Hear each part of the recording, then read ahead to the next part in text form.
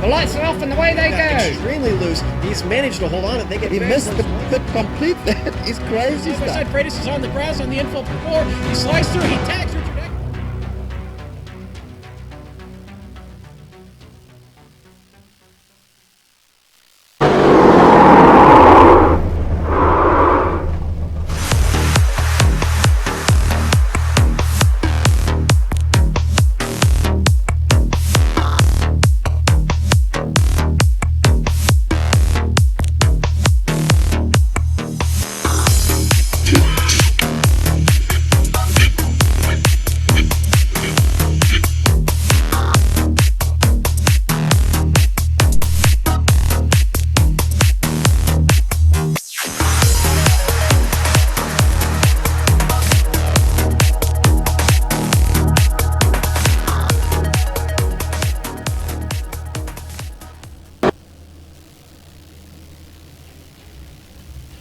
It is always a special moment when NASCAR rolls into Homestead Miami Speedway, and tonight is no exception as the HPP Simulation Grand National Series arrives in southern Florida for race number 2 of the 16-race 2016 season. Race 1 was won by Gary Whitson under caution, with a car that looked more like it belonged in a scrapyard rather than on a racetrack. However, that win is in the history books, and tonight it is a new race and a new challenge for the drivers. How will it pan out? Well, this question and more will be answered for you shortly live on the Global Sim Racing channel. Hi, I am Richard Losper, and it has been a while since I've called a race in this series, and I'm certainly looking forward to this one. Alongside me in the virtual booth is Tanner Sharp. Behind the scenes we have Joe Peak directing the action, and our cameras are brought to you as usual by Dougie Beard. Tanner, a very good evening to you, my friend. Homestead Miami Speedway usually puts on a fantastic show for the viewers. What is it about this track that makes that happen? And good evening to you too there, Richard.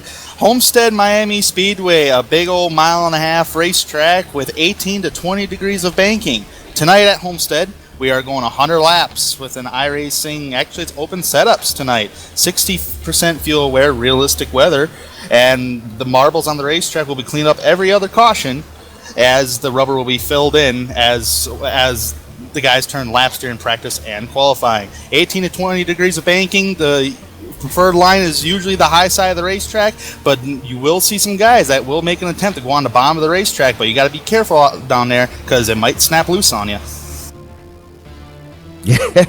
Yes, certainly. Well, you know, I remember Homestead quite fondly from my days of racing the IndyCar, the old IndyCar. But that was another day. Let's have a look at the standings. We know that there's been one race run so far in the HPP Simulation Championship here. And we mentioned that Gary Whitson won that race. So let's just have a look at the standings in a little more detail there.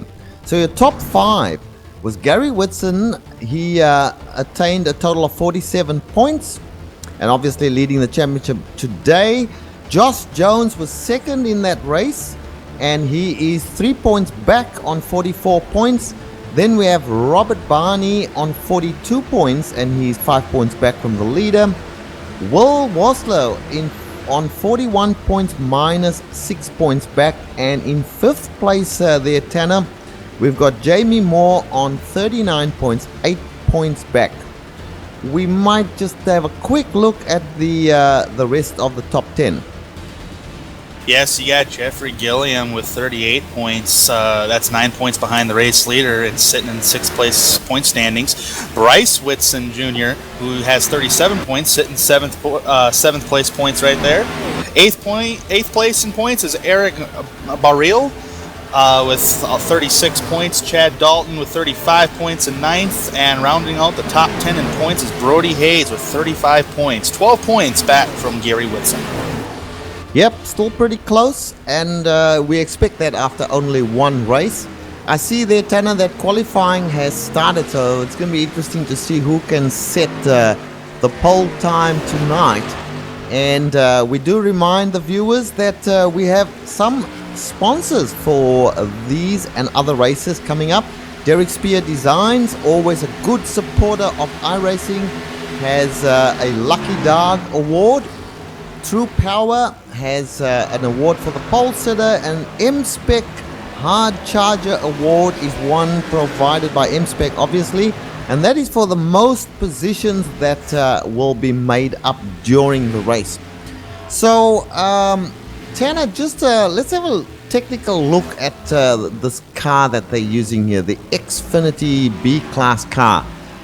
Do you think this car is well suited to this track? Oh yes, definitely. NASCAR comes here for the Xfinity Series for their championship season, along with the trucks and the NASCAR Sprint Cup Series, which they use the Gen 6 race cars. This track has some less horsepower than the Gen 6 race cars, but not by much. These are 3,400-pound race cars with a lot of racing room on the racetrack. Like I said earlier, in the corners, man, if you have some grip on your tires, some guys may go on the bottom of the racetrack to try to make a pass on somebody, but as a run will go on, the guys will try to fight for that middle groove to high side because they're tending to find more grip up there. So it's definitely going to be a handling in the corners, especially coming off the corners. Turn 3 and 4 is definitely going to be a nail biter today. So they're all going to have to be really careful in that portion of the racetrack. Yeah, and you mentioned the banking is 18 degrees, 18 to 20 degrees. So I actually thought the track was a lot flatter than that. But just looking at the angle cars are going through, it's not that bad. And they've got some pretty long straightaways on this track as well. So should make for a very good race, plenty of space there. And we should be we'll see guys going 3 wide, maybe even 4 wide, don't you think? Oh yeah, if it comes down towards the end of the race, possibly, and they're trying to fight for the most positions that they can get out of it, even for the win, they'll go 3 wide. Some guys might stick their nose in there to go 4 wide. You'll just have to see how it all plays out. Maybe early in the race they might race aggressively, then kind of tone it down. Who knows? But you pinpointed on 18 to 20 degrees of banking here, Richard. This track used to be a flat track back in its early days, during the 2003 renovation of this racetrack. 2003 was the first year of this kind of banking. So, but we don't obviously not racing on the flat version banking of Homestead Miami Speedway. So these guys are going to be dealing with the banking and racing up by that wall. Yeah, and good luck to them as well. It's going to be quite intense. There has been a tendency for these races to go down to the wire. We've seen a few cautions as well in some of the past races, certainly ones that I have called. What do you think might happen tonight caution-wise? Well, last week we were at Phoenix. It's a much smaller racetrack. It's only a mile racetrack, so it's, unless you want to consider it as a short track, not a lot of room compared to here. Here's a bunch of room, especially on the back straightaway. And in the corners, there's a lot more banking. There's 18 to 20 degrees compared to last week. There was like 9 to 10 degrees of banking. So much more banking in the corners here. On the straightaways, much more to move around. Man, it's much more of a bumpier racetrack than what Phoenix was last week. Last week at Phoenix was repaved, obviously. So I think there will be more of a handling, but I think there will be some guys that will get loose depending on how hot the track temperature is. Well, it looks like qualifying has just finished up, so we best hustle and get through the driver list. There are, 41 drivers I'm seeing here. So let's go through the top 10 as we see them starting to line up on the pit road at the moment. Gary Whitson, best time, 32.0, qualifying time 31.958. He will be on the pole position, followed by Brody Hayes, Ty Hester and Will Wassler on the second row, Stephen Wetton, Robert Barney on the third row, Josh Jones and Austin Minster, they will be on the fourth row. Then we have Brian Yasik and Chad Dalton in row number 5. Go ahead, Tanner. Rounding outside the top 10 will be Alex Bates in 11th place and Michael Krobach in the 12th position. Who Michael Krobach is our defending series champion. Jonathan Holstein in the 13th position. And Josh Tanner in rounding out the 14th position. Bryce Witz, our current points leader, qualified 15th on the grid. Alan Young will qualify 16th. Troy Hott in 17th. Lee Staples will qualify 18th. Norm Pelletier will qualify 19th. And rounding out the top 20 is Jeffrey Gillian. Alrighty, and I see we're not following the graphic that we have on the screen here as the pace car takes off. So let's just go through as fast as we can. In 21st position, we have Travis Lukov. Then we have Jeffrey Belt in 22nd. 23rd place, Ted Emmenizer. And in 24th place, we have Jamie Moore. Let's get back to the graphic, the way the graphic is. Over to you, Tanner.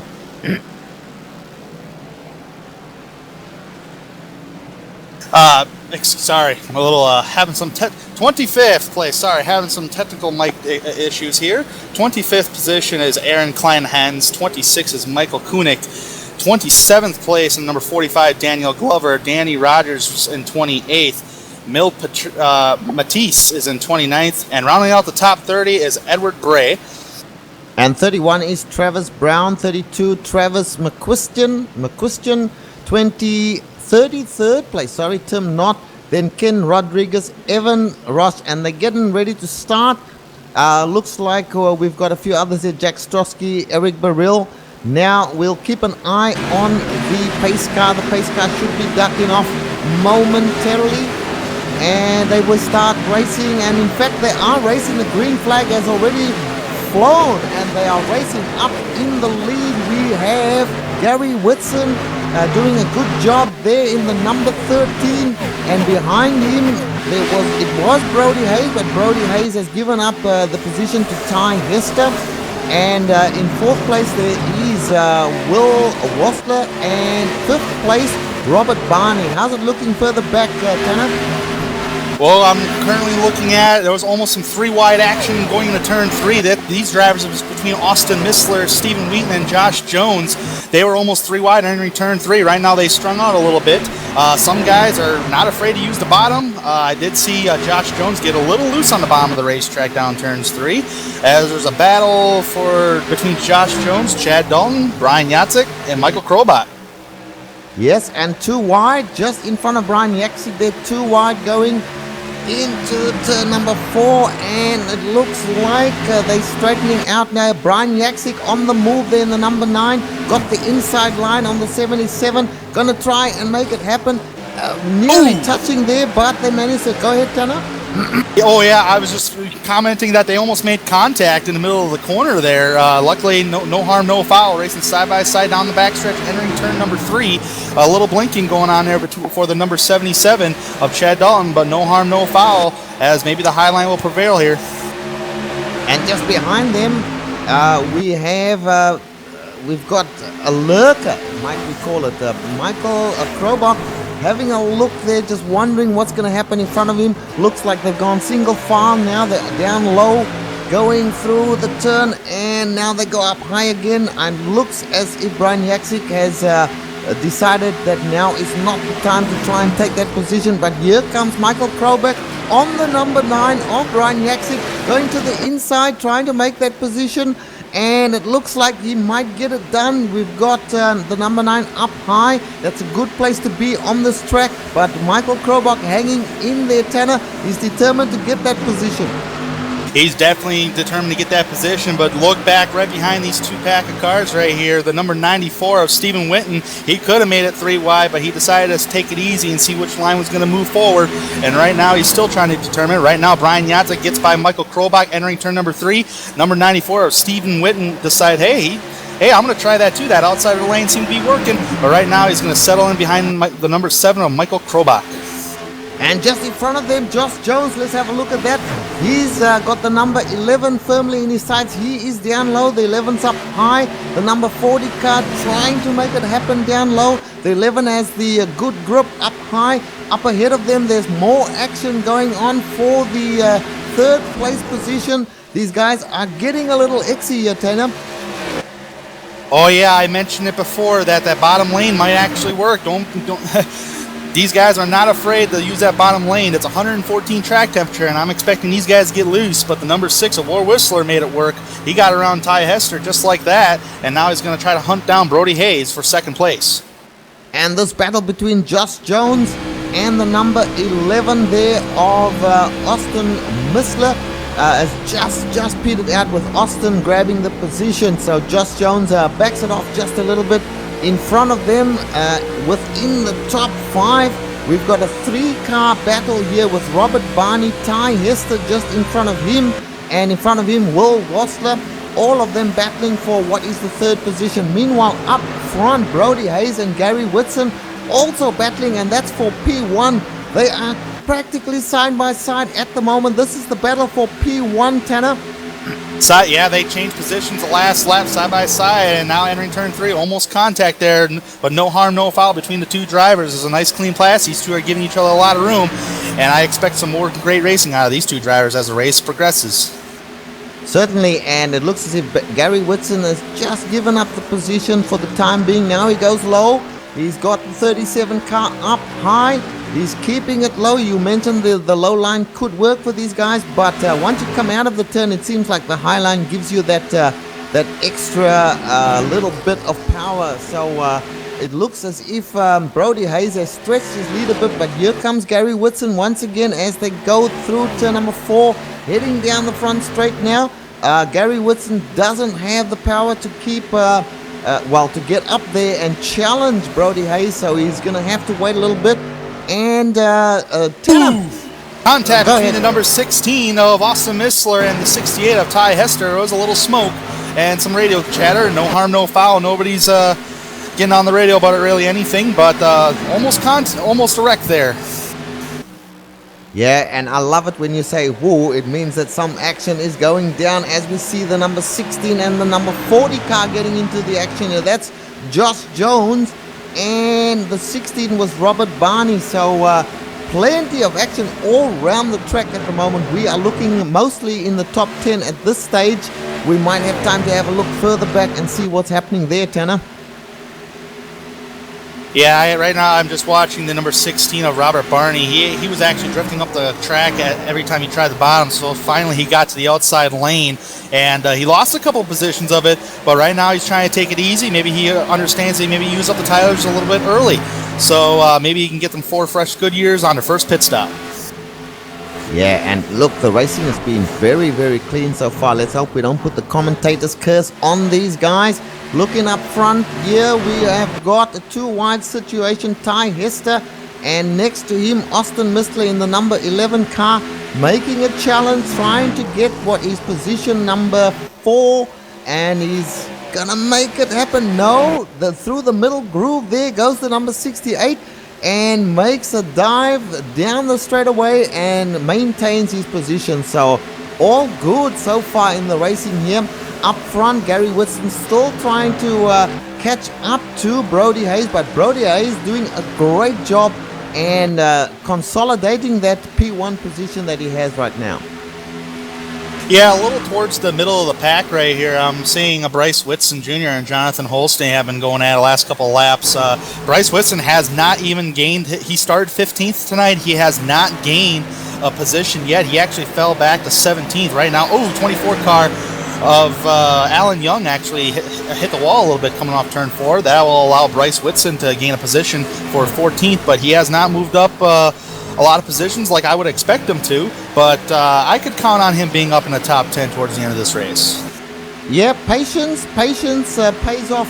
I firmly believe in patience. So Gary's got plenty of time. We're on lap number 40 now. A quick rundown of the standings for you. Brody Hayes is leading the race, followed by Gary Whitson in the 2nd place position. Then we've got Will Wassler in 3rd place. He's a few seconds back there, a couple of seconds at least. Ty Hester is next, and he's in the number 68 car in 4th position. Then we have Austin Missler, who seems to be catching up to Ty Hester, or this situation has actually been playing out for a number of laps where Missler tries to get some advantage over Ty, but not making it happen. So that's your top 5 at the moment. They are then followed by Josh Jones, and Josh Jones is right there with them as well. Robert Barney not that far off, and Chad Dalton and Michael Krobach make up your top 9, and then Brian Yaksik, currently the 10th car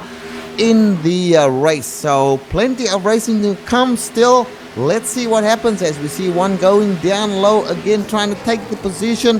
Who is that? Is that Josh Jones? Yes, it is, Tanner. Yes, that's Josh Jones underneath Austin Mussler in the number 11. Josh Jones, who actually dominated Phoenix last week, leading 50 laps. So we know that he's good at NASCAR-type racing. So right now he's trying to get that bottom lane working on Austin Mussler. So far he's not able to make it stick. I believe that Austin Mussler is going to get the run off the high side. Number 16 right behind him. Robert Barney is going to go with them. Too big of a hole. He's going to fall in behind and hopefully try again down turn 3. Yep, and there's quite a pack of cars here. I see 2, 3, 4, 5 of them, 6 of them, and one just a little way off them. Brian Yaksik, our own Brian Yaksik, by the way, one of the GSRC commentators running in this race in the number 9 car. He is currently in 10th position, and up ahead of him, Tanner, there's a gaggle of cars there. They go all over the track trying to gain an advantage, and something, as the tires go off, I'm telling you, something's going to happen here. Here comes Brian Yaksik, makes up a position into 9th place there. As we saw, that 10th place was a little slow. That was Robert Barney off the high side there, and Brian Yaksik making up a position. Now, can he hold on to that position, or will the number 16 of Robert Barney come back at him? Not at this stage. Meanwhile, up ahead, more battles. Look how they spread out there, Tanner. Something will happen soon. I will bet money on it. Well, these guys have a bunch of talent. I've raced with these guys before in the past, and oh my goodness, these guys have so much talent. These guys know what they're doing, and they can spread out like this, go 3 wide, and still hold the line, and not clip each other, I should say. As great racing's going on, Josh Jones actually got a few positions the last couple laps. Ty Hester, Austin Mussler, they're all on top of each other early going in the race, as they have about 3 seconds back from Gary Whitson, Ward Whistler, and Brody Hayes. Here's a move from the number 7, Michael Krobach. He already passed Brian Yaksik, and now he's looking at the car of Chad Dalton, past him as well in the number 77. Brian Yaksik my apologies, that was Chad Dalton trying. He's up on the high side, and in front of him, Austin Mussler, and somebody touched the wall. Ty Hester hit the wall. Wow, that was Ty Hester in the number 68 car touching the wall there. Is he okay? Let's have a look at Ty Hester. Yes, he's still running. No problem. You said that these guys have lots and lots of talent. That's certainly showing here. The racing has been remarkably clean, and we are already on lap number 21. Well, somebody disappeared. Somebody just disappeared there. The 77 was blinking right there. That's Chad Dalton there, Richard. Ouch. What? That is a heartbreak for him. Chad Dalton in the number 77 just disappeared. He's come back again. He's still in the race. I thought for a moment he'd gone for good, but he's back and still racing. So luckily for him, we should explain that for the viewers who may not know, we are dependent on your internet connections. The moment your internet connection falters, it shows on the track as if you are disappearing.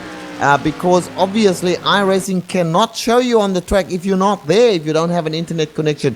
But here is the number 77 of Chad Dalton looking at Michael Krobach in the number 7. He's trying to get on terms with Michael Krobach to get that position, but Michael Krobach showing a good turn of speed there, actually pulling away now from the 77, Tanner.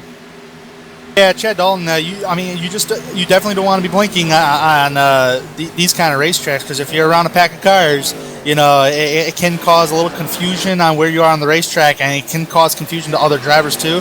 So right now he seems pretty stable right now. He's trying to get battle for position for the 5th position of Michael Krobach there. Hasn't been able to make a move yet, but I'm sure if he can catch up to him. Right now he's looking towards the bottom of the racetrack. Hopefully it's making it stick, but I don't believe so. Maybe Michael Krobach can get the run off the high side. Yes, he does. And I'm having a look here at Steve Wetton. He is currently in... Here you go ahead. Yeah, Robert Barney got really snappy loose coming off turn number 2. Sorry I broke you up there, Richard. Robert Barney got really snappy loose trying to go for position.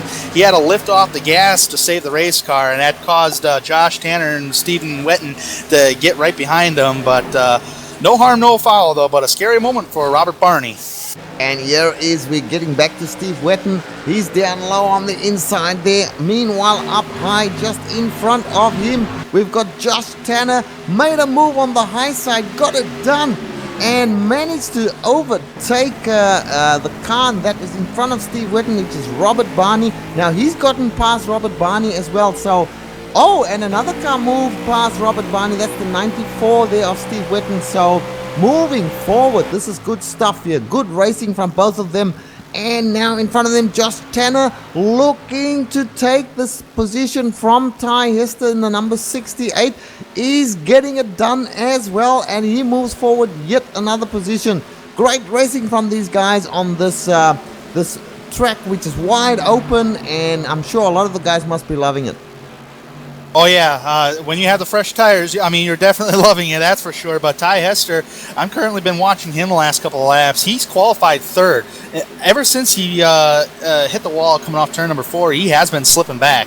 Right now, he's about to lose 10th place away from Stephen Witten. So we're going to have to keep an eye on Ty Hester as this race continues.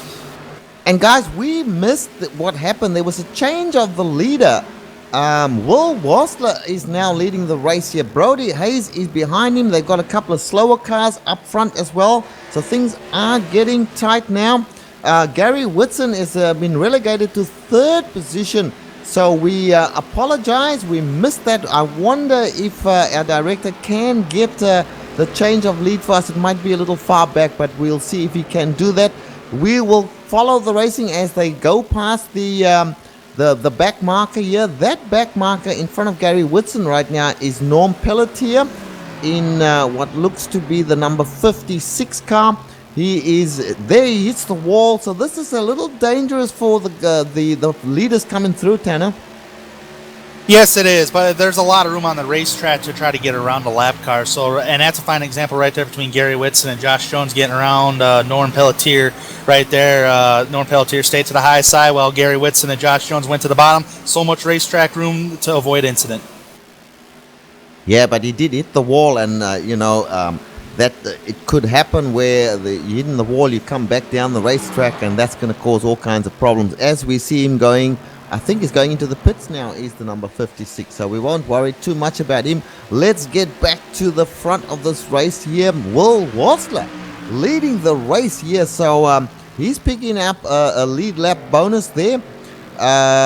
Brody Hayes in second place, but way back at the moment. Josh Jones now in third place, so Josh Jones has overtaken Gary Whitson. Gary Whitson having a very quiet race at the moment, Tanner. Yeah, we just got the notification, and Michael Krobach, the number 7, is pitting right this lap. So some early pit stop strategy, possibly. They are only using 60% fuel load. So pit stops will come sooner than usual as the number 7 heads down pit road here. Yeah. And looks like there might be a few cars following him. We'll see what happens, but certainly he's one of the first to head into pit lane. Now, let's get back to this race here. I am going to be driving here. Number 42 is Milt Matisse. In front of him, we've got guys going too wide there. Travis Lukoff and Aaron Kleinhans. So there's a bunch of cars going into pit lane as we speak, but here's a battle going on, and we are talking about the 14th position here. These guys have elected to stay out at this point in time, so a little bit of screen time for some of these guys not in the top 10. Yeah, a bunch of guys are starting to make pit stops right now, like Jamie Moore, the 67 there. I'm trying to get all these names together here of who's all pitting here. But the green flag pit stops have been coming down, so that's about 30 laps. These guys can go on about a tank of fuel here, I assume. So it sounds like every 30 laps we're going to be coming down for some pit stops. Yeah, so we'll keep that in mind, 30 laps. So this race is, whoa, what's happening to Aaron Kleinhans? He was going into the pits and he decided he'll come back out of the pits.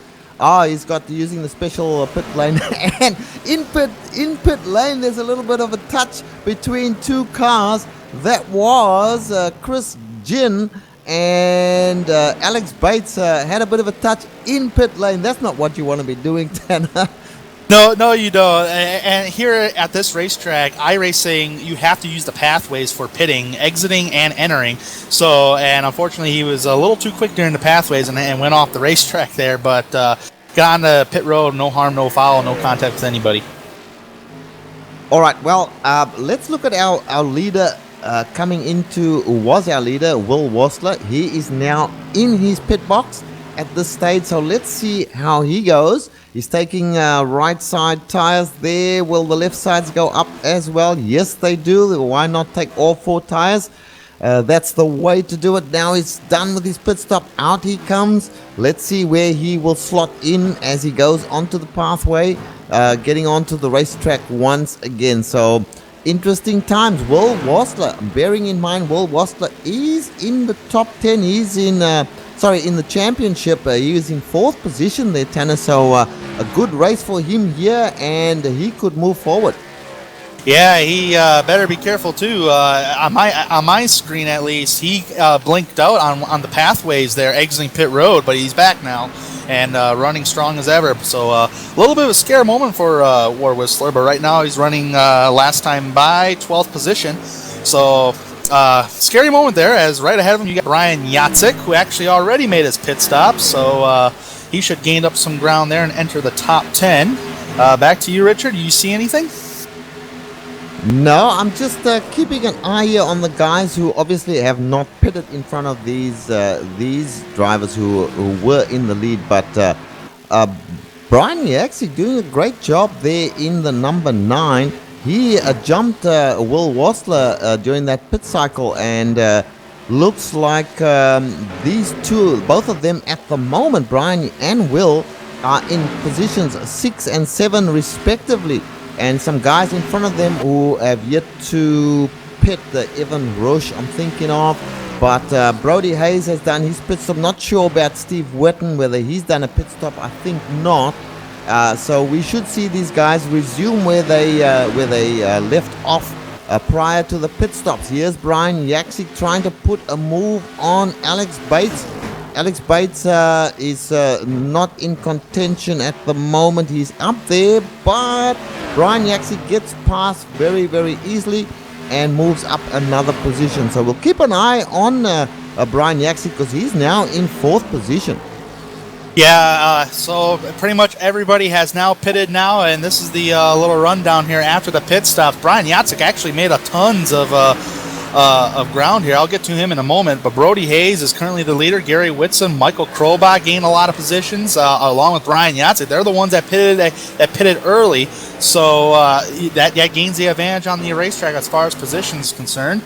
Brian Yatzik in the 4th position, Will Worsler, Austin Misler's in 6th, Josh Jones in 7th, Robert Barney in 8th. Bryce Whitson, first entering the top 10 in this race, is currently in the 9th position, and Chad Dalton in the 77, rounding out the top 10 after pit stops. And Tanner, let's not put the mockers on these guys, but what is interesting to me, after 38 laps, not one caution. What's going on? A lot of clean racing. Unlike last week, there was a lot of it was not a lot of room on the racetrack, I should say, and a lot of the guys are fighting for position. Here, these guys at the start of the race, they were battling early, but as they were battling, and some guys' tires kind of wore off, they spread out more, and caution flag is out here at Homestead. Oh dear, I knew it. We put the mockers on these guys by mentioning the word caution. We should not have done that. Sorry about that. Caution flag is out. Do we know what caused it? Let's have a look.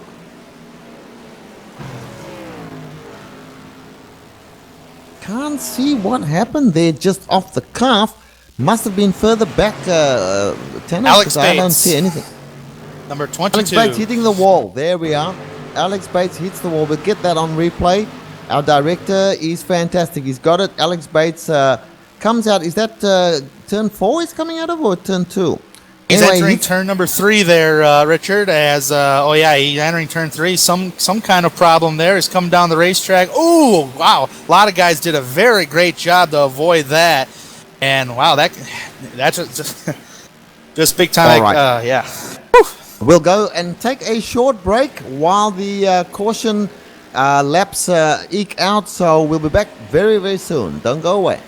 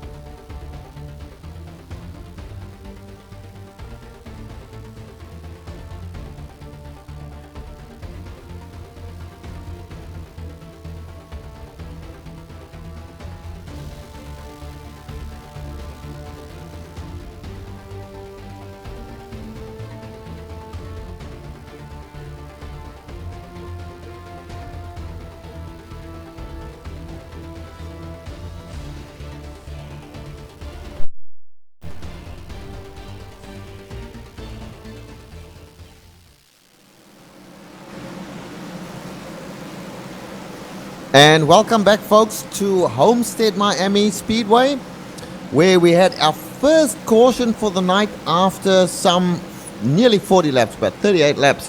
Now, the pace car is out there. We can tell you that the first Lucky Dog Award, sponsored by Derek Spears Design, has gone to, Tanner, was that Aaron Kleinhans? Yes, sir. Aaron Kleinhans was the first car lap down at the time of the caution flag, so he'll get the DSD Lucky Dog Award. Well, and now we're back to the action. The pace car still out there. Behind him is what's going on here? Gary Whitson? I thought he was behind the pace car, but that's not true. The pace, they're waiting on wave rounds, we are hearing. So at the moment it's Mark Myers directly behind the pace car. Danny Rogers behind Mark Myers.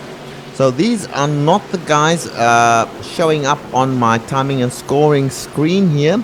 They are guys who are going to get the wave by. There they go. And we'll probably wait for Gary Whitson to form up behind the pace car. That's right, isn't it, Tanner? Yes, sir. It is now the one to go signal, which now allows all the cars that are going to do a wave around to catch up to the tail end of the pack. They cannot pit, otherwise they will get some kind of black flag with the iRacing service. So they'll have to stay out and hope for another caution so they can stay on the lead lap. The touch up on the caution flag there, I think there was some kind of connection issue with Alex Bates that brought out the caution. So tough break for Alex Bates in the number 22 there. But meanwhile, up front right here, you got Gary Whitson, Brody Hayes, Michael Krobach, Brian Yancek, Troy Hott. That's the top five. Austin Missler, War Whistler, Josh Jones, Bryce Whitson Jr., and Chad Dalton rounding out the top 10 as we're going to be coming to the green flag here shortly. Yeah, they're getting ready for a restart. Gary Whitson will lead them away. We'll keep an eye on Gary. This is in a position where he likes to be. The 37 car of Brody Hayes right next to him. The pace car ducks off. They're getting ready for the restart. Beautiful start there from Gary Whitson. Bit slow on the 37, not getting off the line very easily or very quickly. Michael Krobach already threatening. In fact, makes the pass happen there. Brian Yaksik on the inside as well. The 37 car getting shunted at the moment by a whole bunch of them. He manages to hang on to 4th place. He's on the outside. Look at Brian Yaksik. Brian Yaksik very anxious to try and get further up. He's already in 4th place, having made up a bunch of positions.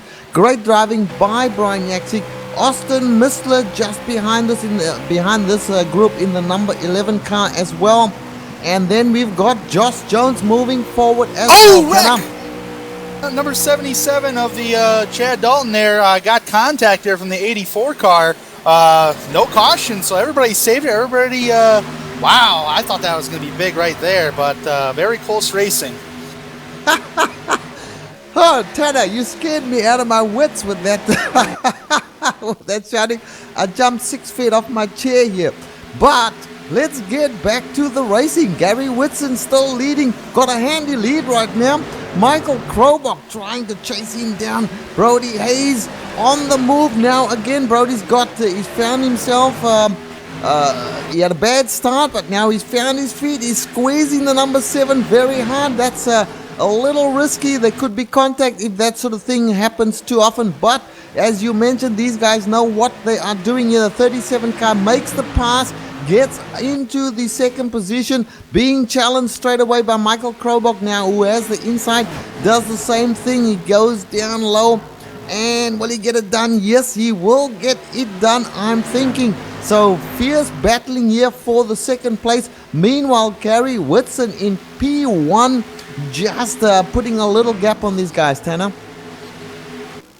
Yeah, definitely. It seems like Gary Whitson has a short track, has a short run car, not a short track, but a short run car, as he is showing here. But Brody Hayes is not too far behind, half a second behind, and caution is out.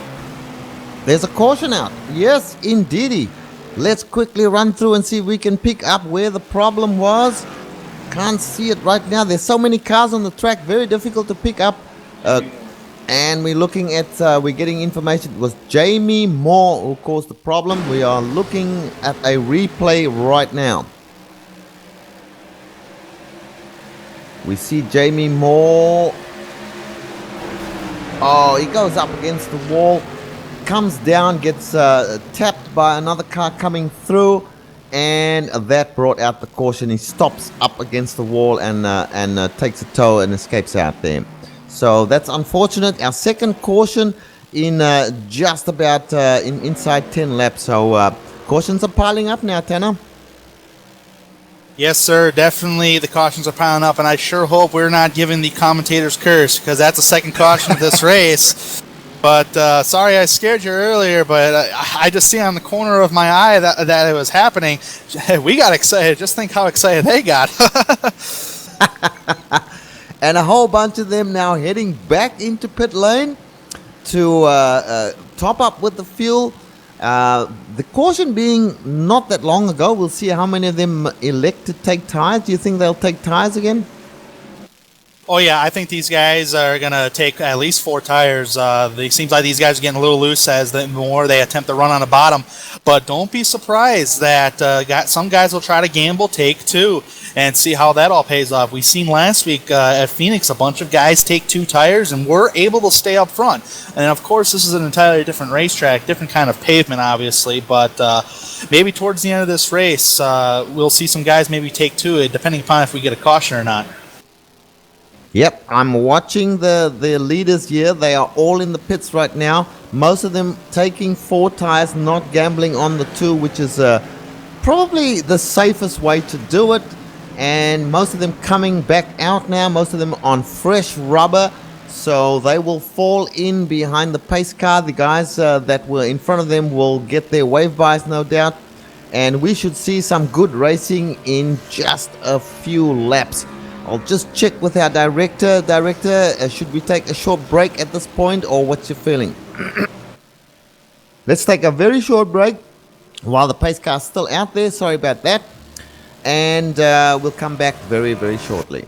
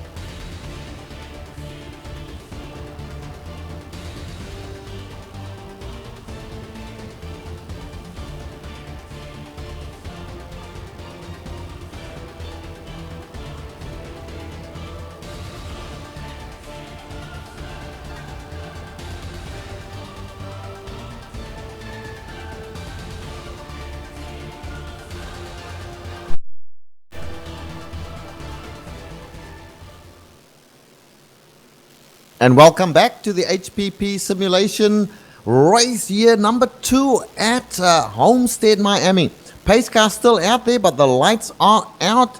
We will be seeing a restart very, very soon. Tanner, I want you to call this restart for us. You have that inimitable way of dealing with exciting moments, so go ahead and call the start for us.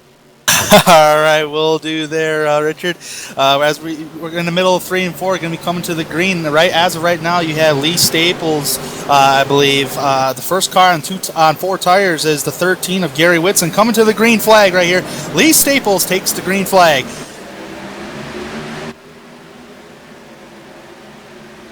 And away they go. Boy. And boy. Go. Oh boy, the Lee Staples, almost 3 wide action there. Somebody had back up 4 wide between the number 37, Ty Hester. Oh, a little contact there. Some guys had to back out of it. But, that could have been huge right there. Some guys are dipping way to the bottom of the racetrack. The racing is really picking up here. And, oh boy, and Lee Staples is now getting overtaken by some 4-tire guys. Actually, the 00, Bryce Whitson, is on 2 tires compared to Bryce Whitson. He's on 4 tires, so there's some gamble being played off here. As I'm trying to see in the middle of the pack here. You see anything there, Richard? Not seeing it, but I am seeing Brian Yaksik moving forward. He's past Lee Staples, the car down low there, and he has got a turn of speed at the moment. He's got Gary Whitson in front of him, and in front of him Bryce Whitson. So we have a family situation going on here in the front of the race, with the 2 Whitsons up front, and then we've got Brian Yaksik, who's looking pretty racy at the moment, Tanner, and he looks like he wants that first position up high now. Got a beautiful turn of speed. He took 4 tires, we know that.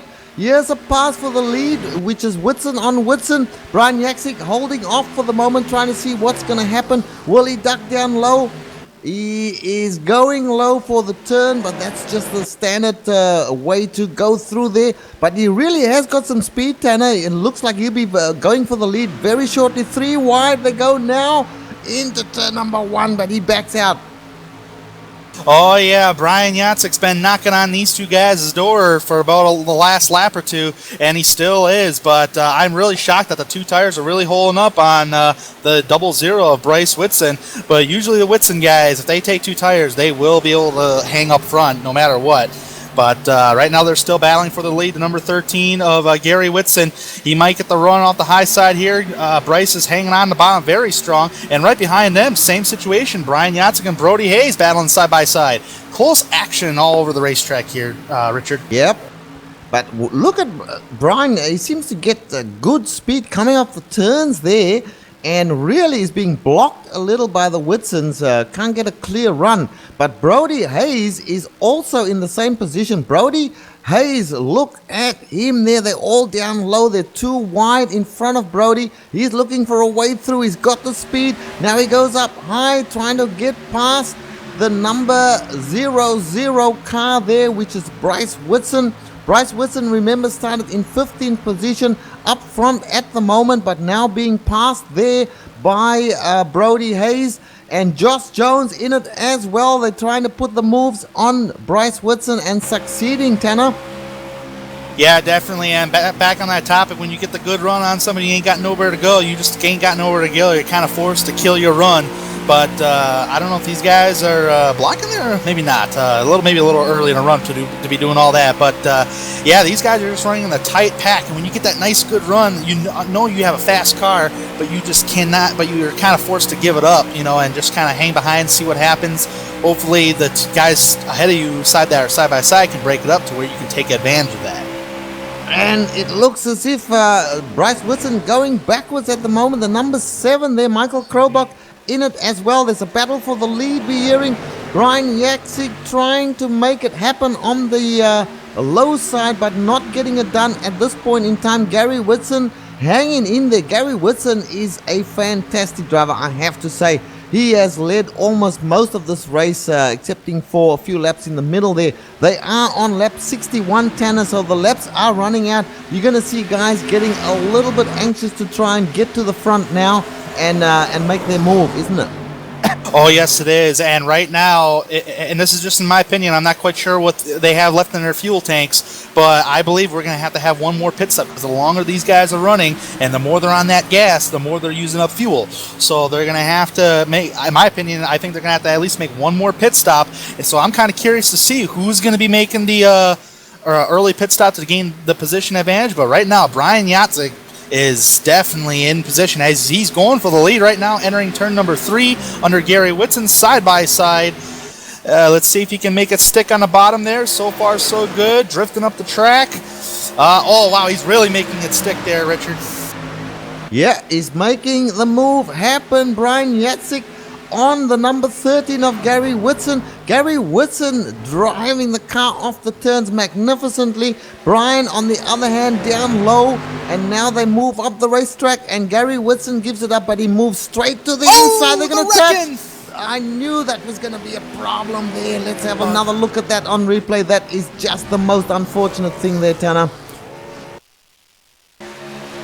Yes, it is, as we are going on the replay here to see what exactly happened. Right now, in my opinion, it's just close racing that happened. Unfortunately, it did not bring out a caution, but as the person that spun was off the racing surface, as you can see, Brian Yatzik on the bottom of the racetrack, and looks like the 37 there is going to make it 3 wide. Oh, yeah, he got clipped. The 37 looks like came down just a little bit on Gary Whitson, and then that ricocheted hitting Brian Yatzik. So, 3-car incident there that allowed Josh Jones to snatch the lead away. Yeah, very, very unfortunate there for Brian Yatzik. A car up high against the wall, coming down just a little bit, a little touch there, and then things got out of hand after that. But Brian is still running, although he's been shunted down, way down to 30th position at this point. Josh Jones now grabbed the lead, as you said. Bryce Whitson missed the patience, now finds himself in the 2nd position. Michael Krobach in 3rd, and then Gary Whitson, who was he's got a dent in the right rear of his car, so he's been a little bit in the wars, maybe involved in that situation there as well. But Ty Hester is in 5th place. He's in the top 5 there, but straight away being challenged by number 6 there, Will Wassler. 2 wide as they go down the straightaway. Nice driving there by Will Wassler. Remember, Will Wassler was leading laps towards the beginning of the race. So a good battle happening here between Ty Hester and Will Wassler. Will Wassler looks as if he's going to get away with that position. He did. So he moves up 1 spot, and then behind Ty Weston we now have Jeffrey Belt. And there's Will Wassler still blinking out there, Tanner. So let's hope he can last the race without disappearing completely. Yeah, definitely, and he isn't blinking that all that bad, really. He's stayed stable on his connection for the most part, so that's actually a good sign. As long as he isn't blinking continuously, he'll be okay. As 3-wide action there, Robert Barney, I think he's a lap down as everybody drives past him safely. But the biggest, but to touch up on that incident earlier, the biggest loser obviously was Brian Yatzik. Very unfortunate there. But Brody Hayes, he actually fell back to 14th position. He's actually gained a couple positions since that happened. He's up to 11th place. And Gary Whitson is actually still in the top 5 at all that. So Gary got pretty lucky on all that. Yeah, he did, and Brody got a bit lucky as well. Brian Yatzik, unfortunately, the big loser in that battle there, or in that situation. He's picked up 1 position, he's now up to 29th, but that is not where you want to be.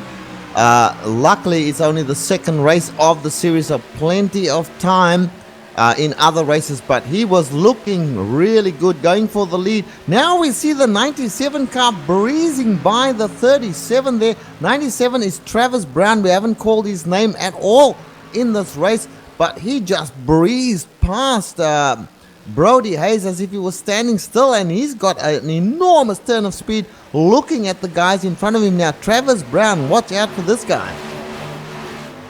Yes, definitely. Travis Brown has actually made up a lot of spots. He qualified back in the 31st position. He's already up to the 11th position. So very good for Travis Brown to make up all the positions. I'm sure he's going to get that M-Spec, I believe it is, Hard Charger Award. But meanwhile, up in the front here, I've been keeping an eyeball on these two guys, Michael Krobach and Bryce Whitson Jr. I believe these guys are teammates. Their paint schemes look so familiar, so I believe they are teammates as they battle for second place. Yes, and back behind them a little ways back here with Austin Mistler and Josh Tanner. Josh Tanner is still in it, and these guys are battling hard. This is a top 10 battle going on here. These are guys in the top 10. Couple of names that we didn't call before. Jeffrey Belt, for instance, and Chris Ginn.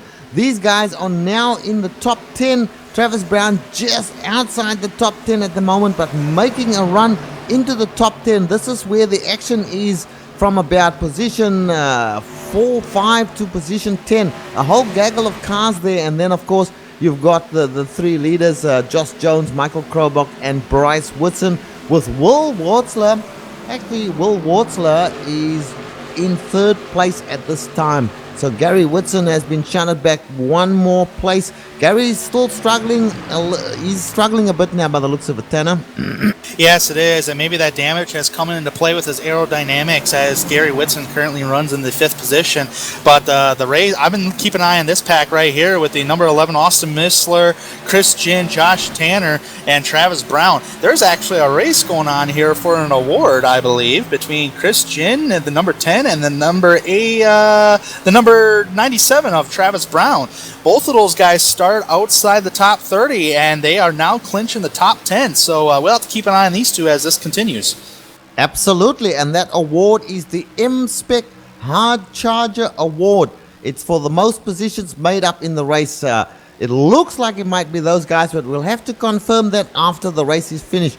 Back to the front now, Josh Jones, who has been in various places during the course of this race, now finds himself, courtesy of some really good driving, in the P1 position. Now, there's no better position than that. Michael Krobach, number 7 in second place.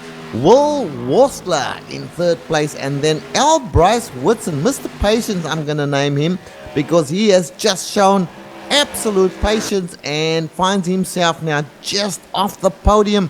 Can he make it one more spot into a podium position?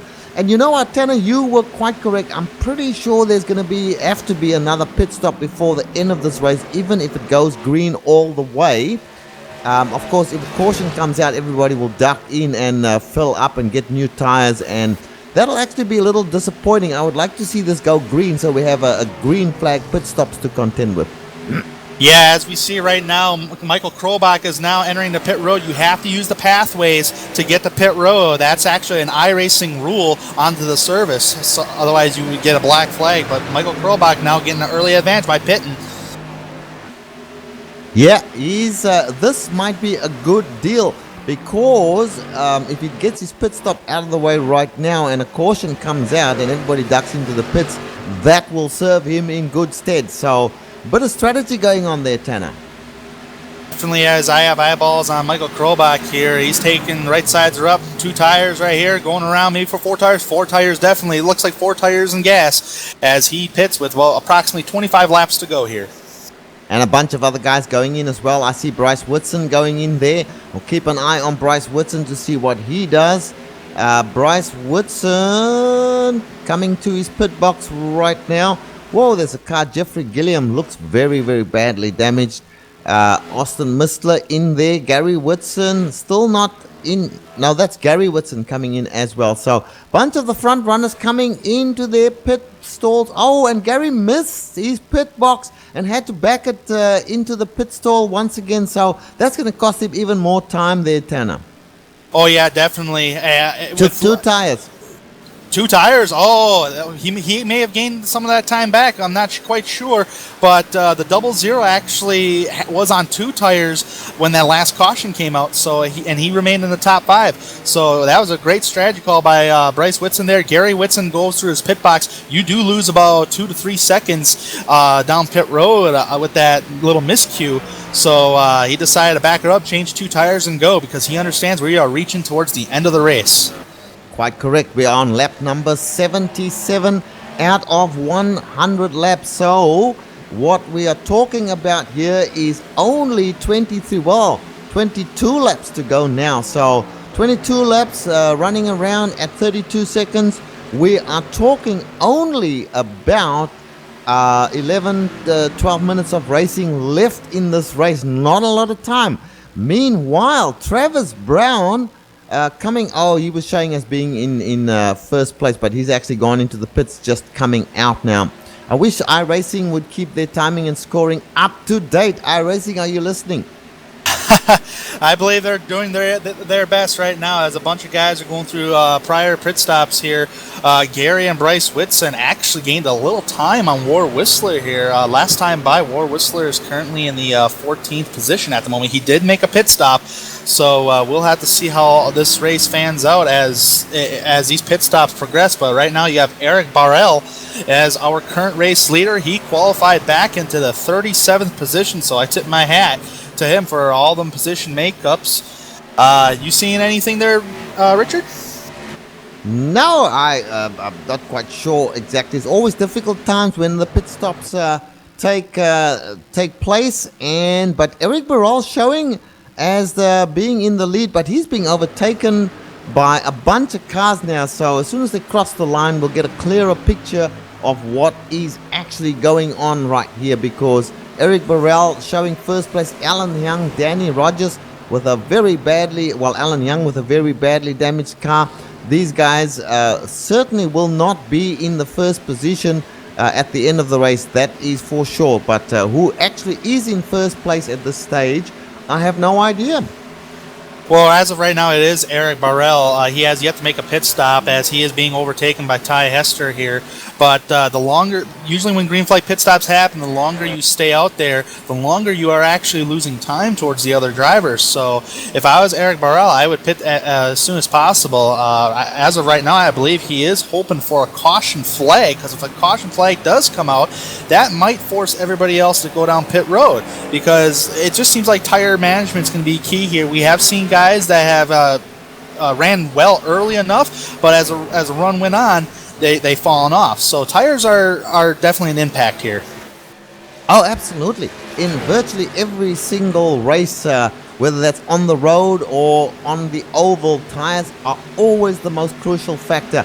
Your tires last, you can win. Your tires don't last, you have to use strategies to try and manage that, as you mentioned. But Eric Burrell still leading the race, even though he's being overtaken by everybody. How can it be that this guy is still leading? Anyway, let's us go and find one of the previous leaders. So we're going to go to Will Watzler at the moment, number 6. We know for sure that he was close to the lead before the pit stops happened. So we'll have a look and see where he is. There's a bunch of cars in front of him, and behind him is Gary Whitson. So Tanner, Gary Whitson, this guy is a miracle worker. Somehow he always manages to find himself close to or at the front of a race, and here he is again. I'm pretty sure that most of the guys in front of them, perhaps not Josh James and Michael Krobach, but everyone else ahead of them will have to do a pit stop if we stay green. So my opinion is Josh Jones, Michael Krobach, Bryce Whitson, Will Water, and Gary Whitson. That's your top 5 after the pit stop shakeout, in my opinion. Yes, it definitely is. You hit the nail on the head right there. Eric Barrell, Alan Young, Danny Rogers, Jonathan Holstein, and Edward Bray are currently in the top 5 right now. Those cars have not pitted, so we'll have to keep an eye on those guys. The guys that have pitted and are on fresh tires are Josh Jones. Oh, number 20, car around. Big turnaround there. The caution flag. Yes, the caution flag is out. Now this throws the cat right amongst the pigeons.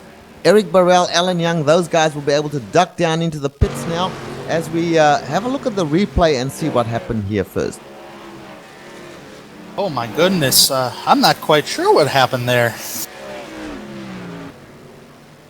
I just got loose. On my screen he blinked and kind of disappeared, and when he came back he was already around. So he was on the apron of the racetrack, and usually when you're on the apron of the racetrack, it's really loose down there. So he might have accidentally gone to gas and spun her around. So very unfortunate, and that will bring out our third caution of this race. Yep, even though it didn't look like anyone else was involved there, but the iRacing rules, racing rules will say that if you cross the track like that, caution will have to come out.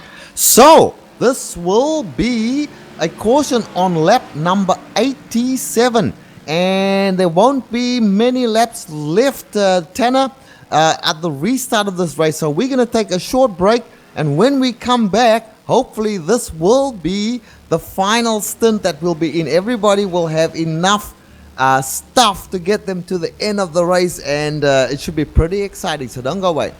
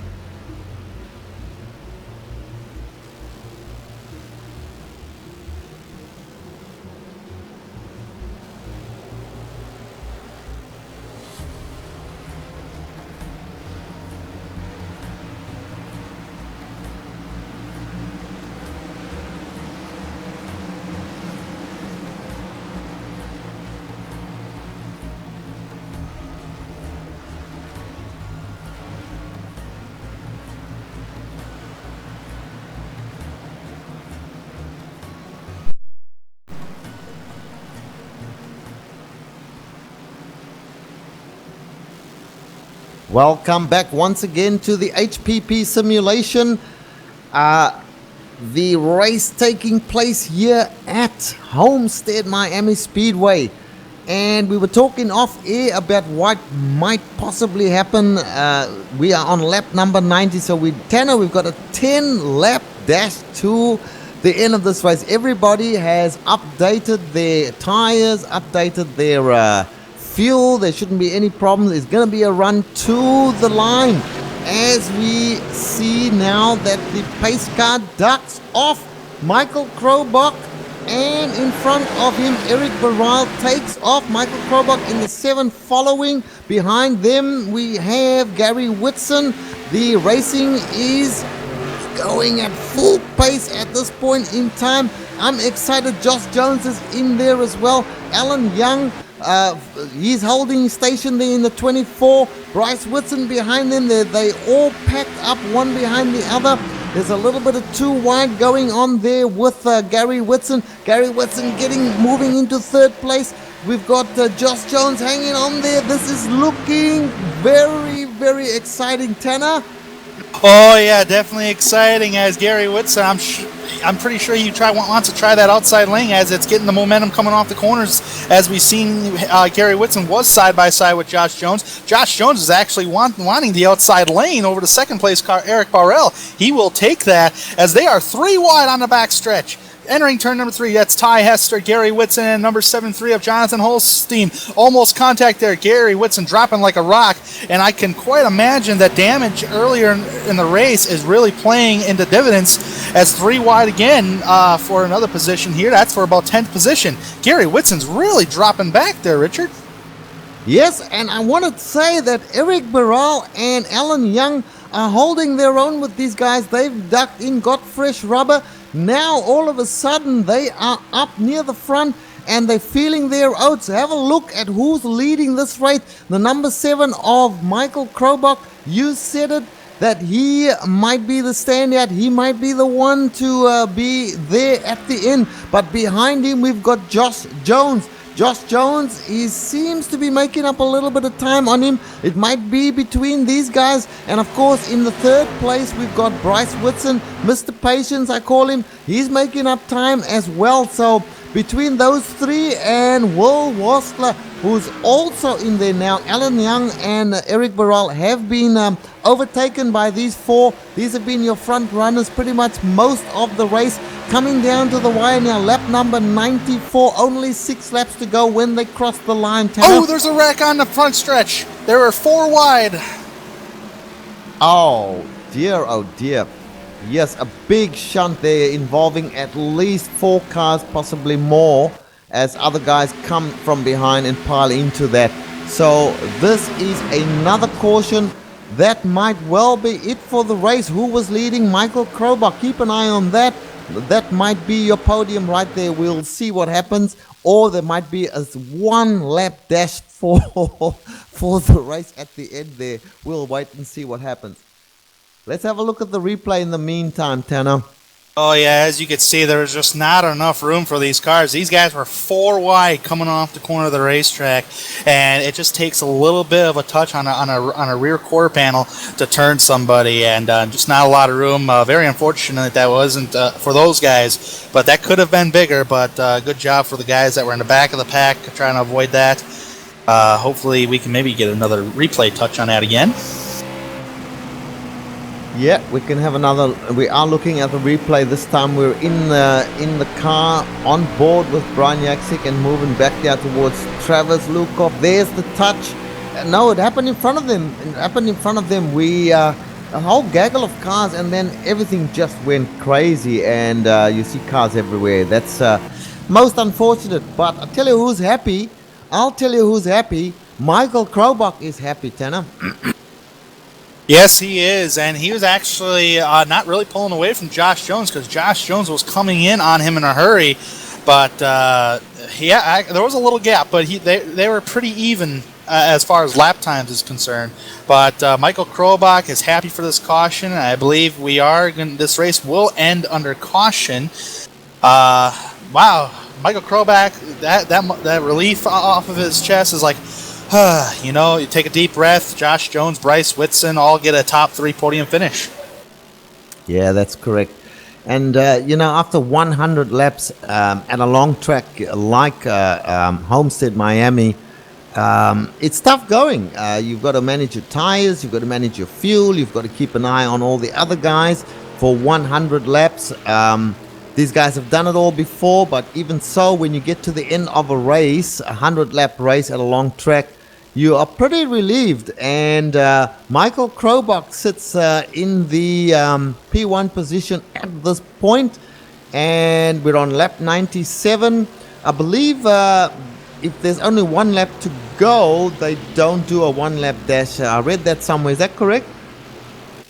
I believe that is correct there, Richard. They do not do a one-lap dash. In iRacing, there is no, the green-white checkered is not implemented, so there is no green-white checkers whatsoever. But they could get a green-white checkered if there was a one to go right now, but that's unfortunately not the case. Yeah, so it seems that this is how the race will end, with Michael Krobach possibly winning, well, probably winning the second race of this series. Gary Whitson won the first race. Josh Jones is the one who's looking really good in championship terms.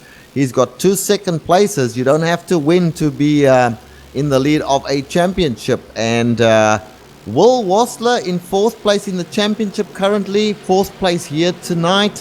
So he's looking good as well. And Bryce Whitson managing to get a top 3 there, so he's on the podium. These guys will be pretty happy. Oh yeah, definitely. These guys will be pretty happy. Bryce Whitson, who actually started off kind of rough. Yeah, he started 15th. He didn't gain any positions. He actually lost 2 positions on the start of the race. But a 2-tire gamble actually kept him towards the front. And lucky for the caution flags, that fell at the right time. Kept him up towards there. But the guy I got to tip my hat up to is the number 26 of Eric Barrell. He started 37th. He was actually our leader on the last restart. So he started 37th. He will get a 7th place finish. So I tip my hat to him. Well, he's probably one of those in the running for the M-Spec Hard Charger Award. And it looks like he might well gain that award. But we'll have to wait and see. We really can't know.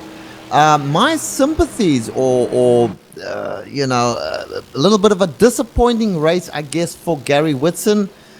He just didn't have the pace in the last third of that race there after getting some damage on the right side of his car.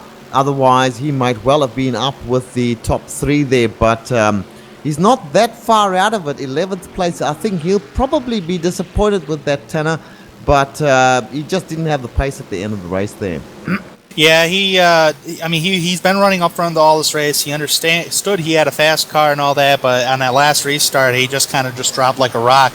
But he may not have the points lead, but he'll be in the top 10 points as far as the championship standings is concerned right now, as Josh Jones will take over the championship point lead with 2 second-place finishes in a row.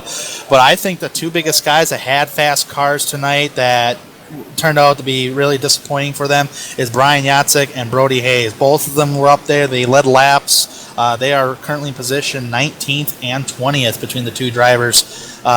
Very unfortunate for those 2 drivers, but I'm sure they'll be back up towards the front in the next race. Yeah, that was really sad to see. Brian Yatsik did nothing wrong. He wasn't involved in any issue. It all happened from behind him, and he was just the unfortunate victim of what transpired. So a little bit of a disappointment for him, but he'll be back.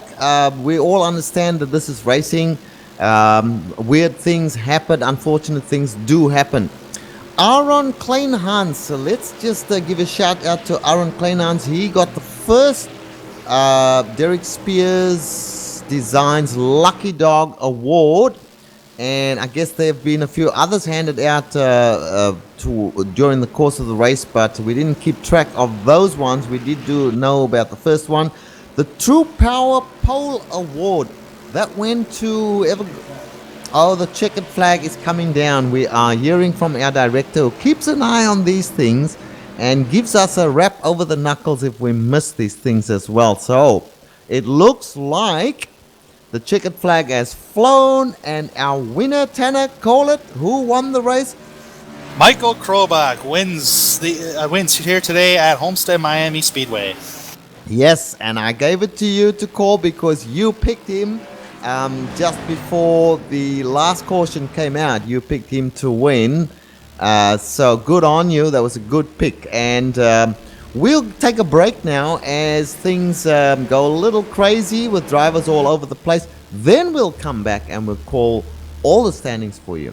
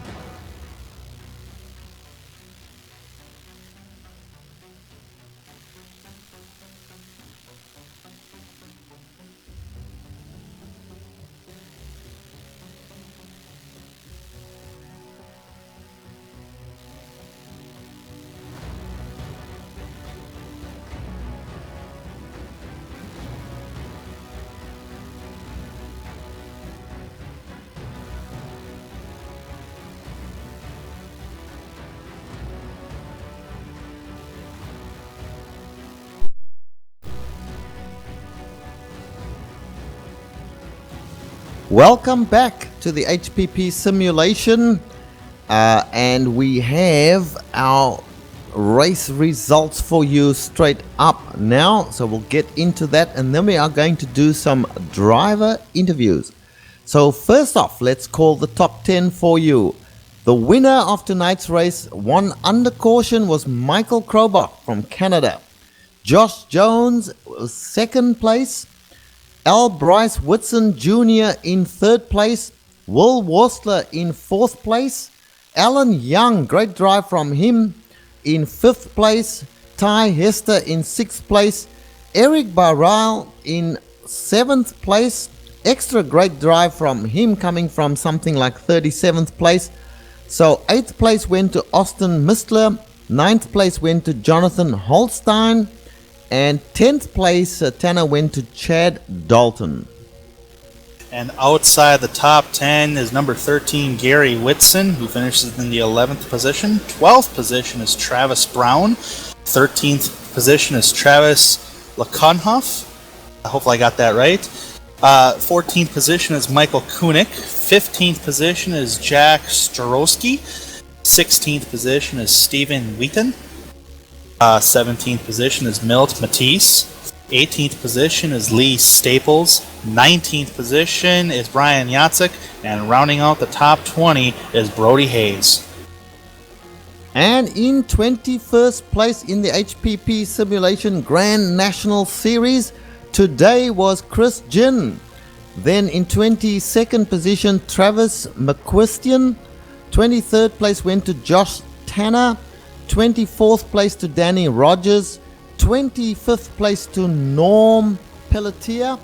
26th place to Tim Knott. 27th place to Jeffrey Belt.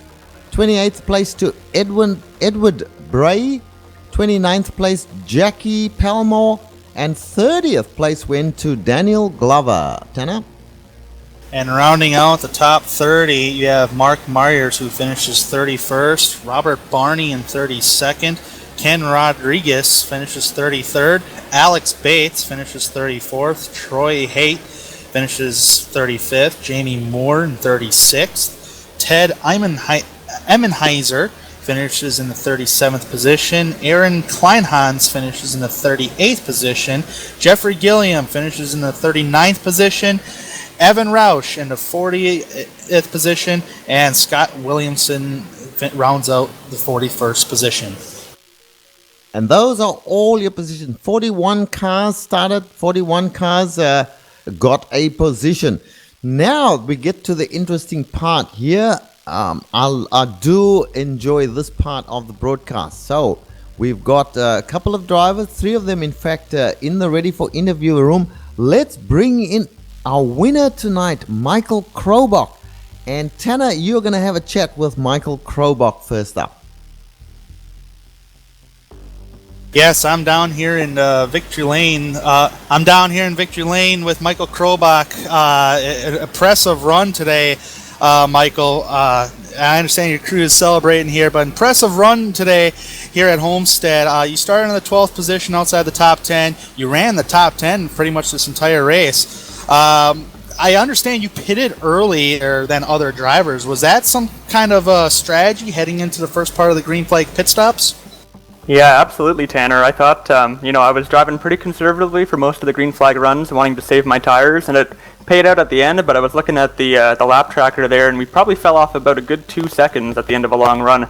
So I figured, if I stopped a bit earlier under green, we could get the undercut and make up some track position. And then I think we entered the pits the first round about 5th or so. We'd driven up to 5th, and we came out in 3rd, and it was game on from there. It indeed was, and throughout the progression of the race, I've seen a lot of guys using the bottom of the racetrack. Was there a handling difference as far as I understand? The track temperature was like 114 degrees, something like that. And was there like a handling difference from the top part to the bottom part? Oh, absolutely, and even between turns 1 and 2 and 3 and 4, 1 and 2.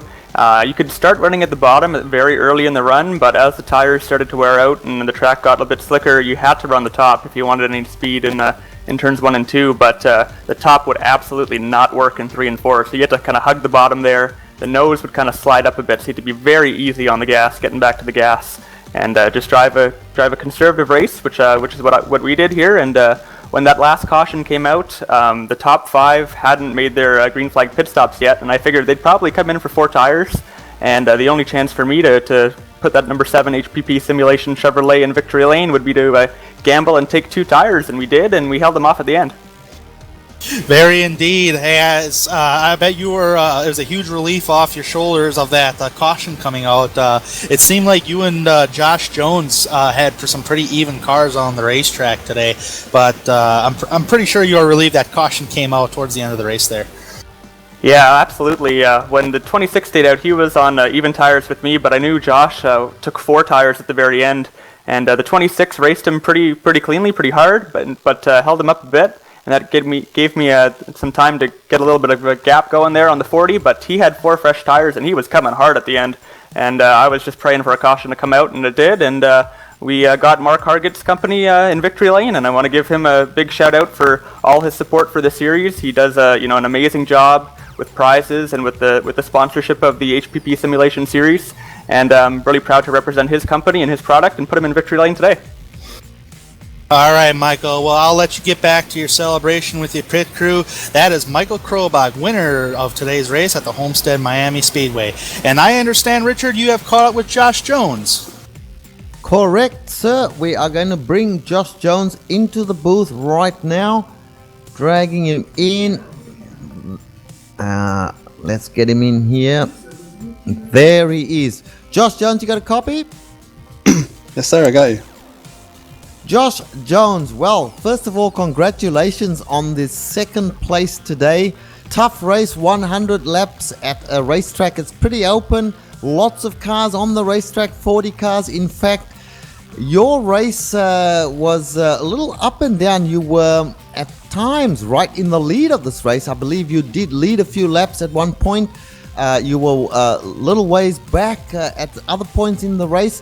And just before that last caution came out, you had a good position, and I'm sure you're disappointed that the caution came out there because you might have had a run to the 1st place. Is that right?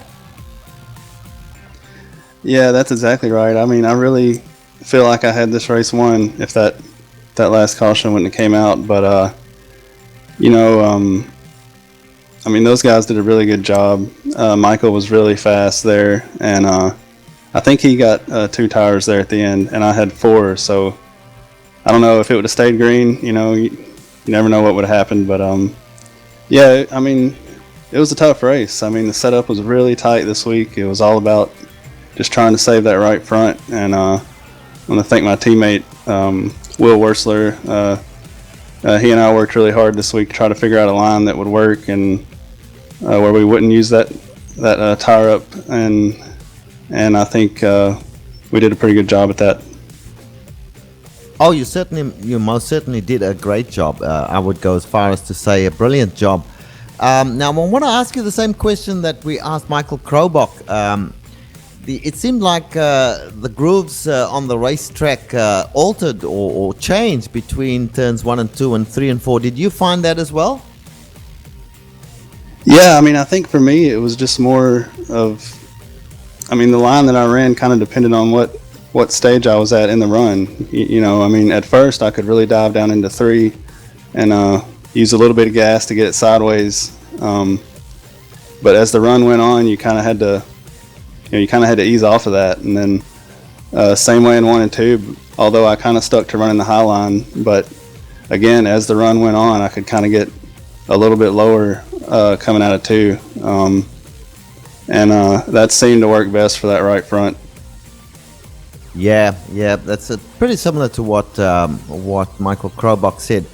Well, look, Josh, congratulations once again on a good 2nd place. And as far as the championship is concerned, you're not in a bad position at all. Gary Whitson finished a little ways behind you guys. You were in 2nd place at the start of this race. The winner being Josh Krobach. He was not in the top 10 that I can see here. So you might end up going into race number 3 being in the top position in the championship. How does that make you feel? Well, we got a long way to go, but that's a great start. And, I really want those pedals from HPP, and big thanks to them for sponsoring this series. And we're going to work hard to try to get them. And also thanks to you guys for these broadcasts. I watched the one from Phoenix last week, and it was very professional, and really enjoyed it. And thanks to Jeremy Thornton and 1-8 Racing for sponsoring our cars also. Well, thank you, sir. We do appreciate the good words. I will let you into a little secret. I do have a set of HPP pedals, and they are great. So good luck with your attempt to win a set for yourself. You will not be disappointed.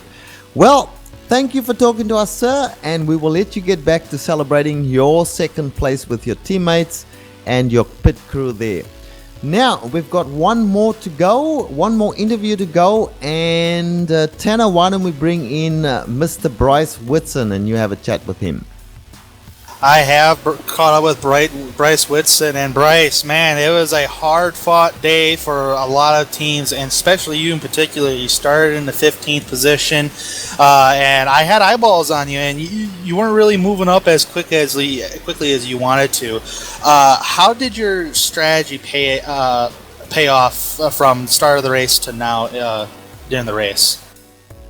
Tell you, Tanner, we had a really bad qualifying effort, ending up back there in the 15th. I just couldn't seem to get a feel for the track, and once I got out there and got to racing with some guys, I realized real quick that if I just held back some and kept the car straight, that I'd be able to pass some people there in the long run, and that's pretty much what we did. Oh yeah, definitely. It seemed like a lot of guys were trying to find their groove into the racetrack. What is faster, the low lane or the high lane? To me, it just seemed like the faster lane was the high lane. I don't know if you would agree to that or not. I didn't drive on the track today, but there was an incident ahead of you between three cars that allowed you to gain the race lead, and then that caution came out. Did you have anything for those front runners like Josh Jones, Michael Krobach, and them guys if the race had gone for green towards the end of the race there?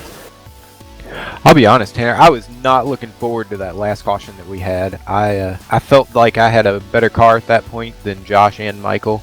We all kind of pit there with about 10 laps to go, and Michael took 2 and got out front. And, I knew I was quicker than Josh going into 1 and 2. I seemed to be able to catch him pretty good through there, but in 3 and 4, I just had to hang on and hope that I could stick with him. But I was really happy with the team. I was really proud of the team over all night. I'm really proud to bring home a 3rd place finish here for HPP Simulation and Mark Hargett, and I think it's awesome to see my teammate Michael Crowball bring his HPP Simulation Chevy there to victory lane. So, at this point in time, we're just looking forward to the next race and hopefully staying in this points battle. Yes, indeed. And speaking of the points battle, before this race started, you were sitting in the 7th position in points with 37 points. Today, you get a top 3 finish. That should put you in the top 5 in points, depending upon where everybody else ahead of you in points had finished. You liking our next racetrack would be the Atlanta Motor Speedway. Do you like that racetrack? A year ago, I would have told you that I love just about any mile-and-a-half racetrack here on iRacing. Today, I'm going to tell you that the mile-and-a-halves have not been good to me overall. They changed something with their most recent dynamic track model. It's really changed the way that these cars drive. It's moved the line around a lot, and I've yet to get the feel for it. So, going to Atlanta, I'm hoping I can get a feel for it pretty quick and go out there and bring home another top 5. At this point, my goal is just to make it into the top 10 by the last race of the season. Yes, very well indeed. Well, Bryce, we'll let you go here as congratulations on your 3rd place finish today, and hopefully you can go get another one in the upcoming weeks. Thank you, Tanner, and thank you, Richard, for the amazing broadcast tonight, guys. You are very welcome. Yep, and thank you very much. Interesting comments from all 3 drivers there, Tanner. All 3 of them felt like they had an opportunity to win the race had it gone green. And who knows what might have happened if the race had stayed green. But I guess we will never know the answer to that question. So, Having said that, we look back on this race, and Tanner, it was a pretty exciting race. A lot of cars on the racetrack here, a long track. Very interesting what Bryce said there about the new build changing something in the way these cars drive. Now you're an oval guy yourself. How do you feel about what he said there?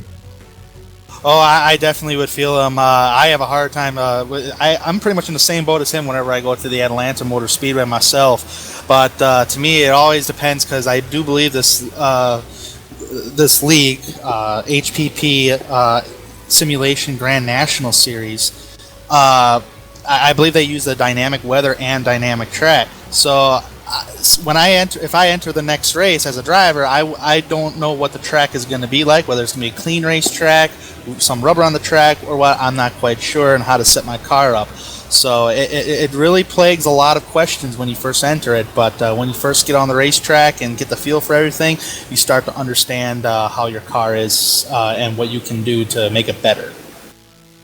All right. Well, that's some good information there for other drivers. And look, I'm looking forward to perhaps doing some more of the broadcasts for this series. And which reminds me, we best get to the closing part of the race here. And first of all, we do want to thank our great sponsors of this event, the HPP Simulation Group, who are the major sponsor for all the events for the series, really. And then we have Derek Spears Design, who sponsors the Lucky Dog Awards. And we've got True Power, who sponsors the Pole Award, and M-Spec, who sponsors a Hard Charger Award.